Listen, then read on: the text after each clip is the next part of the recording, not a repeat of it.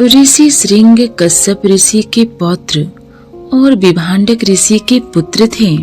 पुराणों के अनुसार विभांडक ऋषि के कठोर तप से देवता कांप उठे थे और उनकी समाधि तोड़ने के लिए उन्होंने स्वर्ग से उर्वशी को उन्हें मोहित करने के लिए भेजा। उर्वशी के मनमोहक और आकर्षक स्वरूप के कारण विभांडक ऋषि की तपस्या टूट गई। दोनों के संसर्ग से ऋषि श्रृंग का जन्म हुआ।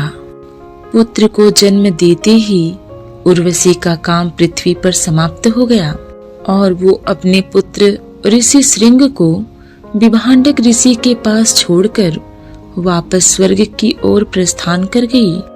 उर्वशी के इस छल ने विभांडक ऋषि को बहुत आहत किया और उन्होंने समस्त नारी जाति को ही इसके लिए दोषी ठहराना शुरू कर दिया। अपने पुत्र को लेकर विभांडक ऋषि एक जंगल में चले गए और उन्होंने यह निश्चय किया कि वे अपने पुत्र ऋषि श्रृंग पर किसी भी स्त्री की छाया नहीं पड़ने देंगे। जिस जंगल में वो तप करने गए थे वह जंगल अंग देश की सीमा से लगा हुआ था। विभांडक ऋषि के घोर तप और क्रोध के कारण अंग देश में अकाल के बादल छा गए। लोग भूख से बिलखने लगे। इस समस्या के समाधान के लिए अंग देश के राजा रोमपाद ने अपने मंत्रियों ऋषि मुनियों को बुलाया। ऋषियों ने राजा से कहा कि यह विभांडक ऋषि के कोप का परिणाम है। अगर वह किसी भी तरह उनके पुत्र ऋषि श्रृंग को जंगल से बाहर निकालकर अपने नगर में लाने में सक्षम हो जाते हैं तो उन्हें अकाल से मुक्ति मिल सकती है। जबकि अपने जीवन काल में ऋषि श्रृंग ने कभी किसी स्त्री को नहीं देखा था, इसलिए उन्हें आकर्षित कर पाना आसान नहीं था। राजा ने इसके लिए भी योजना बनाई।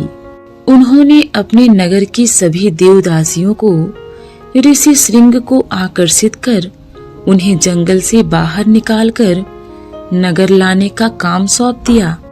एक दिन जब ऋषि श्रृंग जंगल में विचरण के लिए निकले तब उन्होंने एक आश्रम में खूबसूरत देवदासियों को देखा। वे बेहद आकर्षक और सुंदर थीं। उन्हें अपना गुरु भाई मानकर ऋषि श्रृंग उनके पास चले गए। देवदासियों ने उन्हें आकर्षित कर यौवन आनंद के लिए प्रेरित करने का सिलसिला शुरू किया। अगले दिन श्रृंग ऋषि उन देवदासियों को ढूंढते हुए उनके आश्रम में जा पहुँचे।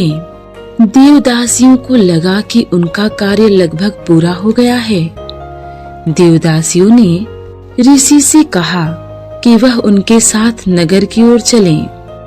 ऋषि श्रृंग ने उनकी बात मान ली और उनके साथ नगर की ओर प्रस्थान कर गए। ऋषि श्रृंग के राजा रोमपाद के दरबार में पहुंचने पर राजा ने उन्हें सारी घटना बताई कि उनके पिता ऋषि विभांडक के तप को तोड़ने के लिए यह सब किया गया था।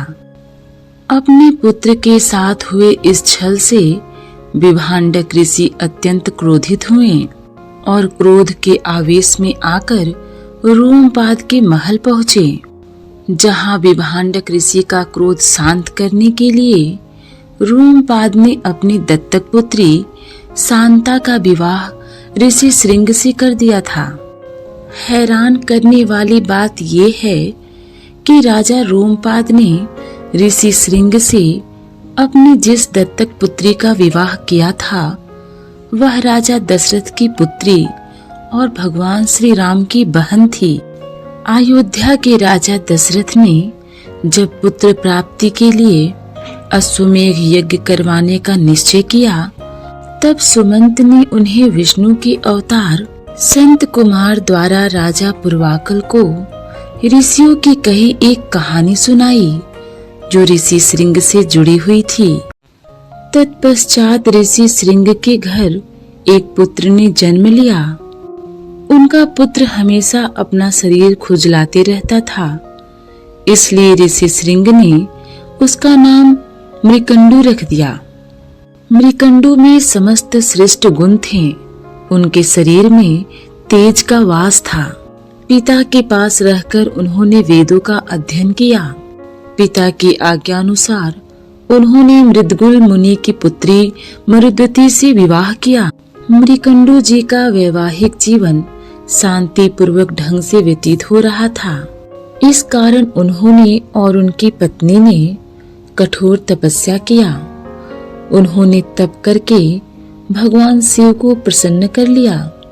भगवान शंकर ने मृकंडू मुनि से कहा, क्या तुम गुणहीन चिरंजीवी पुत्र चाहते हो या केवल 16 वर्ष की आयु वाले एक सभी गुणों से युक्त लोक में यशस्वी पुत्र की इच्छा रखते हो?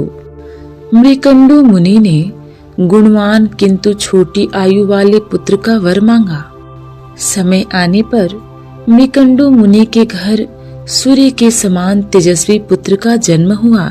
मरुद्वती के सौभाग्य से साक्षात भगवान शंकर का अंश ही बालक के रूप में प्रकट हुआ। मृकंडू मुनि ने बालक के सभी संस्कार संपन्न किए और उसे सभी वेदों का अध्ययन कराया। बालक मार्कंडेय केवल भिक्षा के अन्न से ही जीवन निर्वाह करता और माता पिता की सेवा में ही लगा रहता था। जब मार्कंडेय जी की आयु का 16वां वर्ष शुरू हुआ तो मृकंडू मुनि शोक में डूबकर विलाप करने लगे।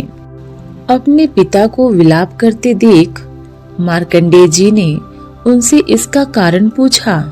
मृकंडू मुनि ने कहा, पिनाकधारी भगवान शंकर ने तुम्हें केवल 16 वर्ष की आयु दी है। उसकी समाप्ति का समय आ पहुंचा है, इसीलिए मुझे शोक हो रहा है। मार्कंडेय जी ने कहा, आप मेरे लिए शोक ना करें। मैं मृत्यु को जीतने वाले, सत्पुरुषों को सब कुछ देने वाले, महाकाल स्वरूप और कालकूट विष का पालन करने वाले भगवान शंकर की आराधना करके अमृत प्राप्त करूंगा। तुम उन्हीं की शरण में जाओ। उनसे बढ़कर तुम्हारा दूसरा कोई भी हितैषी नहीं है। माता पिता की आज्ञा लेकर मार्कंडेय जी दक्षिण समुद्र तट पर चले गए और वहां अपने ही नाम से शिवलिंग स्थापित किया। तीनों समय वे स्नान करके भगवान शिव की पूजा करते और अंत में मृत्युंजय स्तोत्र पढ़कर भगवान के सामने नृत्य करते थे। उस स्तोत्र से भगवान शंकर शीघ्र ही प्रसन्न हो गए। जिस दिन मार्कंडेय जी की आयु समाप्त होने वाली थी, वे पूजा कर रहे थे। मृत्युंजय स्तोत्र पढ़ना बाकी था। उसी समय मृत्युदेव को साथ लिए काल उन्हें लेने के लिए आ पहुंचा और उसने मार्कंडेय जी के गले में फंदा डाल दिया। मार्कंडेय जी ने कहा, मैं जब तक भगवान शंकर के मृत्युंजय स्तोत्र का पाठ पूरा न कर लूं, तब तक तुम मेरी प्रतीक्षा करो। मैं शंकर जी की स्तुति किए बिना कहीं नहीं जाता हूँ।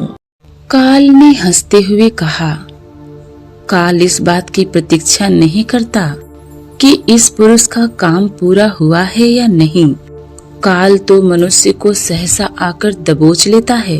मार्कंडेय जी ने काल को फटकारते हुए कहा, भगवान शंकर के भक्तों पर मृत्यु, ब्रह्मा, यमराज, यमदूत और दूसरे किसी का प्रभुत्व नहीं चलता है। ब्रह्मा आदि सभी देवता क्रुद्ध हो जाएं, तो भी वे उन्हें मारने की शक्ति नहीं रखते। काल क्रोध से भरकर बोला, ओ दुर्बुद्धि, गंगा जी में जितने बालू के कण हैं, उतने ब्रह्माओं का मैं संहार कर चुका।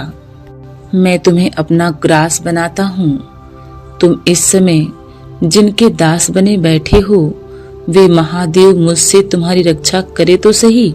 जैसे ही काल ने मार्कंडेय जी को ग्रसना शुरू किया, उसी समय भगवान शंकर उस लिंग से प्रकट हो गए और तुरंत ही हुंकार भरकर मृत्युदेव की छाती पर लात मारकर उसे दूर फेंक दिया।